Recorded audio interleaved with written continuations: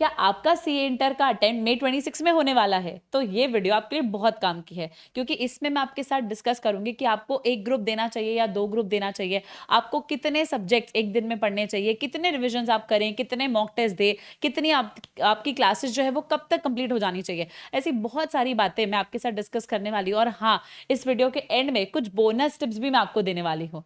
ठीक है, so hello everyone, जय जिनेंद्र आप सभी लोगों को। मैं हूँ सीए स्वाति जैन और आप सभी का स्वागत करती हूँ मेरे ये नए चैनल पे। तो बेसिकली मैंने आपको जैसा बताया कि हम क्या क्या डिस्कस करने वाले हैं, तो आपको इस वीडियो से नो डाउट बहुत हेल्प होने वाली है। तो आप इस वीडियो को एंड तक देखना, और अगर आप चैनल पे नए हो तो वीडियो को लाइक और चैनल को सब्सक्राइब भी कर देना, क्योंकि ऐसी और अमेजिंग वीडियोस मैं आपके लिए मई 26 और सितंबर 26 के लिए लाती रहूंगी। तो बिना टाइम वेस्ट करे अब हम वीडियो स्टार्ट करते हैं। तो बेसिकली सपोज अब आपको अगर मई 26 आप एग्जाम दे रहे हो, तो आपके मन में आएगा कि मैम हम सिंगल ग्रुप दें या बोथ ग्रुप्स दें। तो मैं आपको सिंपली बोल रही हूँ कि अगर आप 2 ग्रुप के लिए अपियर हो रहे हो, अगर आप दोनों ग्रुप्स देने वाले हो, तो एटलीस्ट आपको दोनों ग्रुप देने के लिए ना बच्चा, आपको दोनों ग्रुप देने के लिए 2.5 से 3 महीने का सेल्फ स्टडी पीरियड चाहिए। 2.5 मिनिमम, और 3 महीने मिल जाए तो बेस्ट है। तो इतना आपका मिनिमम पीरियड होना चाहिए जब आप सेल्फ स्टडी की बात कर रहे हो बोथ ग्रुप्स के लिए। पर सपोज अगर आप सिंगल ग्रुप के लिए अपियर करते हो ना, तो सिंगल ग्रुप के लिए आपके पास पढ़ने के लिए 1 से 1.5 महीना होना चाहिए। मैं बोलूंगी कम से कम 1 महीना तो चाहिए, मैक्सिमम आप 1.5 महीना यूज करोगे तो बेस्ट हो जाएगा। ठीक है, तो सिंगल ग्रुप दे या बोथ ग्रुप दे, वो डिपेंड करता है कि आपकी क्लासेस कंप्लीट हो गई है। और अगर आपकी क्लासेस कंप्लीट हो गई है और आप 2.5-3 महीने आपके पास बचे हैं, तो आप बोथ ग्रुप्स के लिए अपियर हो सकते हो, क्योंकि अभी तक आपने बोथ ग्रुप्स के 6 सब्जेक्ट आपने पढ़ लिए। तो आप 2.5 से 3 महीने अगर आप टाइम निकाल पा रहे हो, तो definitely you should go for both groups. ठीक है, सेकंड, मैम हम अगर बोथ ग्रुप्स के लिए अपियर कर रहे हैं, तो हमारी क्लासेस कब तक कंप्लीट हो जानी चाहिए, जितनी भी हमारी क्लासेस है। अगर आप बोथ ग्रुप्स तक बोथ ग्रुप्स दे रहे हो, तो आपकी क्लासेस 15 फेब तक कंप्लीट हो जानी चाहिए। 15 फैब मैंने एग्जैक्ट डेट लिख के दिया है, आप इसका 5 दिन कम, 5 दिन ज्यादा, 10 दिन ज्यादा भी करोगे तो भी चलेगा। आप अकॉर्डिंगली उस हिसाब से अपना प्लानर बना लेना। पर 15 फरवरी 20 फरवरी तक आपको अपनी क्लासेस क्या कर लेनी है, कंप्लीट कर लेनी है। कितने रिविजन हम मैम करें, और एक दिन में हम कितने सब्जेक्ट्स पढ़े? तो आपको ना, मतलब मैं अगर मेरा बताऊं, तो जब मैं अपना सी इंटर का एग्जाम दे रही थी, तो मैंने हर सब्जेक्ट को एटलीस्ट 3 टाइम्स रिवाइज किया है, एटलीस्ट 3 टाइम्स। और अगर आपके पास फॉर एग्जाम्पल टाइम कम है, आप कह रहे हो मैम सपोज मैम हमारे पास तो 2 महीने ही बचे हैं सेल्फ स्टडी के लिए, तो मैम हम कैसे करेंगे 3 रिविजन? अगर आपके पास 2 महीने ही बचे हैं ना रिविजन के लिए, तो आप क्या करो, आप एटलीस्ट सपोज आप लॉ पढ़ रहे हो, तो लॉ में जो आपको चैप्टर्स ईजी लगते हैं वो तो आप 2 बार पढ़ लो।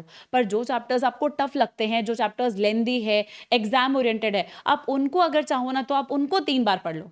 तो जो जो टफ टॉपिक्स है आप उनको 3 बार पढ़ लो, अगर आपके पास टाइम कम है तो। और अगर आपके पास टाइम सफिशिएंट है, तो आई विल सजेस्ट कि आप कम से कम 3 रिविजन तो एक सब्जेक्ट के करो। और एक दिन में कितने सब्जेक्ट पढ़ने चाहिए? आपको एक दिन में ना 2 सब्जेक्ट से ज्यादा नहीं पढ़ना है बच्चा। बच्चे क्या करते हैं, एक दिन में 4-4 सब्जेक्ट पढ़ते हैं, अकाउंट्स भी पढ़ते हैं, लॉ भी पढ़ते हैं, ऑडिट भी पढ़ते हैं। नहीं करो, ऐसी गलती मत करो। आप एक दिन में 2 सब्जेक्ट पढ़ो, एक प्रैक्टिकल और एक थ्योरेटिकल, एक प्रैक्टिकल और एक थ्योरेटिकल। जब आप फुल एनर्जेटिक हो, मतलब जब आपका दिमाग बहुत तेजी से चल रहा है, आई सजेस्ट कि आप उस टाइम पर क्या करो, थ्योरेटिकल सब्जेक्ट पढ़ो, जब आपका दिमाग बहुत तेज काम कर रहा है और जब आपको थोड़ा सा नींद आ रही है, थोड़ा सा लो फील हो रहा है, थोड़ा सा एनर्जी कम लग रही है, तब आप प्रैक्टिकल सब्जेक्ट भी कर सकते हो। और एक बात बताऊं, प्रैक्टिकल सब्जेक्ट करते करते आप गाने चला के कर लो, गाने सुनते सुनते आप क्वेश्चंस कर लोगे, वो भी आप कर सकते हो। उससे आपको बोरिंग नहीं फील होगा। थोड़ी देर अगर आपने ये कर लिया ना, तो आपका एनर्जी वापस क्या हो जाएगा, रीगेन हो जाएगा। तो ये टिप आपको बहुत हेल्पफुल रहेगी जब आप अपनी सेल्फ स्टडी कर रहे होंगे तब। अब the most important part of this video, सबसे इंपॉर्टेंट पार्ट है इस वीडियो का, कि आपको हर एक सब्जेक्ट को कितने दिन देने चाहिए। मैं देखो ये सोच रही हूं कि आप 3 रिविजन एटलीस्ट एक सब्जेक्ट के करोगे, तो मैंने उस हिसाब से पूरा डे वाइज आपको प्लान बना के दिया है कि आपको एक सब्जेक्ट को कितने दिन देने हैं, पूरा डे वाइज प्लान बना के दिया है। तो सुनो, जब आप रिविजन करना स्टार्ट कर रहे हो 15 फैब के बाद से मैं कह रही हूँ, तो 15 फैब के बाद जब आप रिविजन स्टार्ट करना चालू कर रहे हो ना, तो आप हर सब्जेक्ट को 5 to 6 डे, जब आप पहली बार रिवाइज करोगे ना, तो आपको हर सब्जेक्ट को पढ़ने में 5 से 6 दिन लगेंगे ही लगेंगे।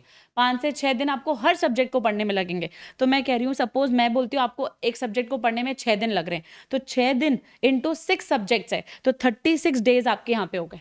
36 डेज में आपने एक बार रिवीजन कर लिया है, आपने एक बार रिवीजन कर लिया, फिर अगला रिवीजन, सेकंड रिवीजन जब आप करोगे ना, तो सेकंड रिवीजन में आपको 6 दिन नहीं लगने चाहिए। सेकंड रिवीजन में आपको 6 दिन नहीं लगने चाहिए। मैम क्यों नहीं लगेंगे हमको सेकंड रिवीजन में?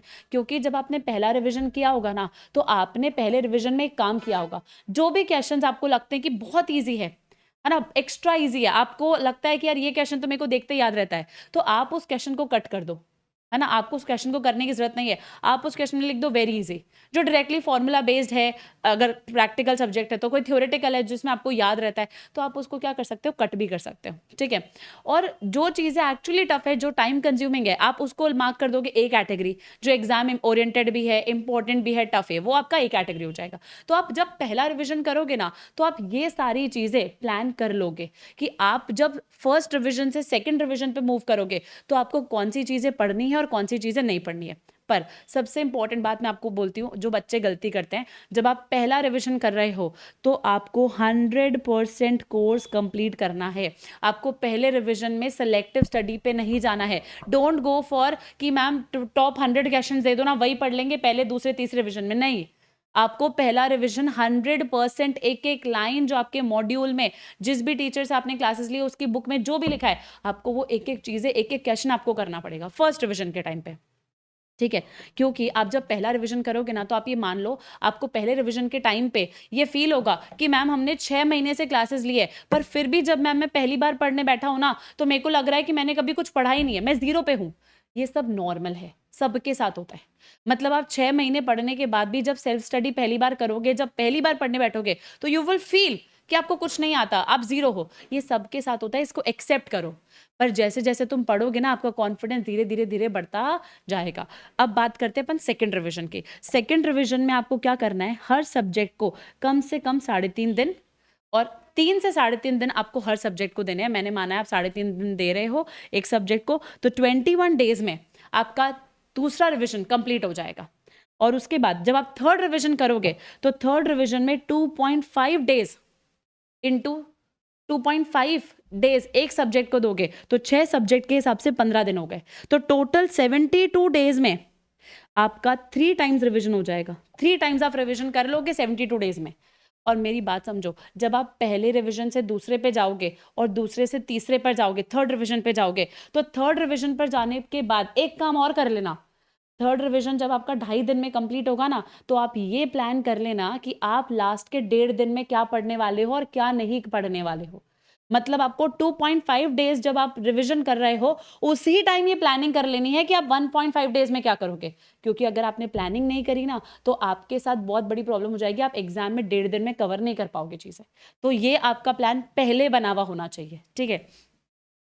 हर सब्जेक्ट को कितनी बार हमको रिवाइज करना है। देखो, अब जब पहली बार रिवीजन, मैंने बोला 3 बार रिवीजन करना है। जब आप पहली बार रिवीजन करते हो और जब आपको फील हो रहा है कि आपको तो कुछ भी याद नहीं आ रहा है, तो आप एक काम और कर सकते हो। जैसे फॉर एग्जाम्पल, आप लॉ पढ़ने बैठे और आपको लॉ में फील हो रहा है कि आपको तो कुछ भी याद नहीं आया, तो मेरे यूट्यूब पे 1 शॉट रिवीजन डले हुए ना लॉ के।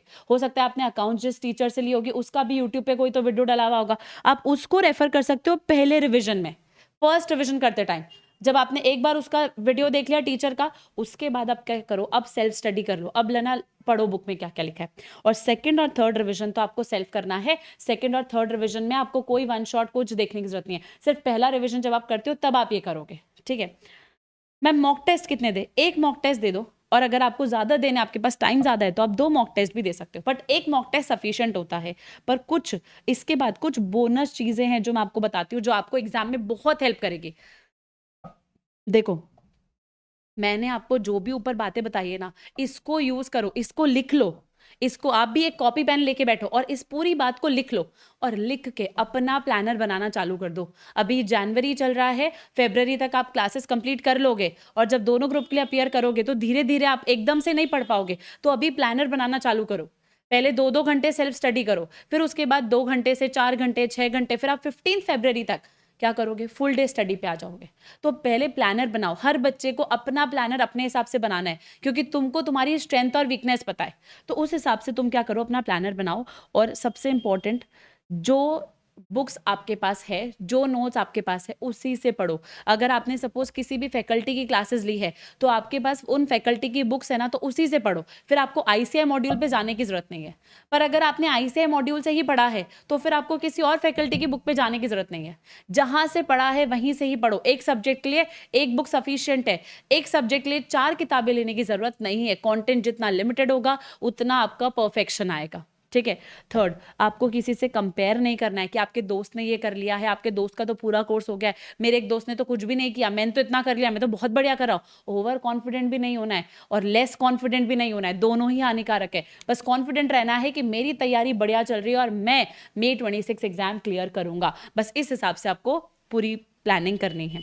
और मैंने जैसा आपको बोला कि 1.5 दिन में आप क्या करोगे, मतलब ये तो मोस्ट इंपॉर्टेंट टिप है आपके लिए इस वीडियो में।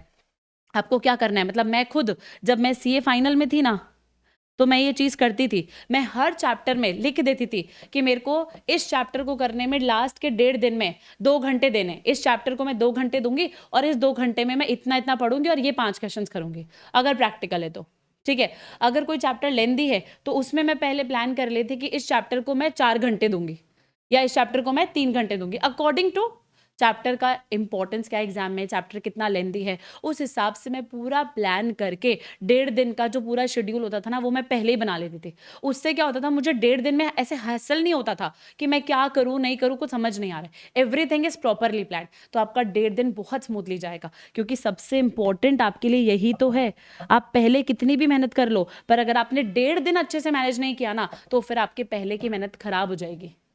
समझ रहे हो? तो आपको इसीलिए 1.5 डेज जो आपके लास्ट के हैं उनको बहुत अच्छे से प्लान करना है। और प्लीज़ ये जितनी भी मैंने बात बताई है ना, इन सबको फॉलो करो और इन सबको फॉलो करके अपना प्लान बनाओ। आई होप ये वीडियो आपको लिए हेल्पफुल रहा होगा और ऐसे ही अमेजिंग वीडियोस आपके लिए May 26 अटेम्प्ट के लिए आती रहेगी। Till then all the best everyone, take care, have a nice day.